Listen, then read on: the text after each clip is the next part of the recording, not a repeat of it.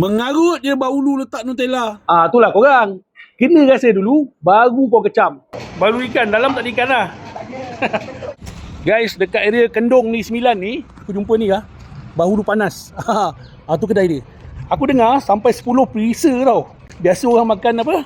Bahulu ni, yang aku tahu kampung yang satu tu kan. Ni dia. Bahulu sendeng.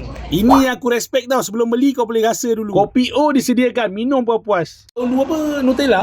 Macam-macam. Macam-macam ada. Coklat ada. Ni memang dia buat panas-panas kat sini. Ya, kita buat kat sini memang panas. Tengoklah ni. Ada lebih 10 jenis perisa bahulu kat sini. Ramai yang ambil kat sini Nutella lah.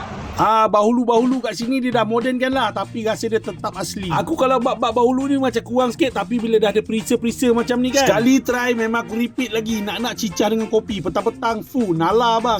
Yang ini pun cepat habis ni. Laku keras ni. Kuih bakar pandan dia ni. Makan panas-panas boleh. Sejuk pun best. Sebekas macam ni harga dia RM10, RM12 ke RM15. Kalau kau minat durian, kat sini pun ada durian. Raya Haji ni kan, boleh datang. Tak Raya Haji pun dia buka jugalah. Sebut je bahulu sendeng, kau boleh dapat dekat Jalan Kendong ni dengan kat Ampangan Seremban tu. Bahulu sendeng.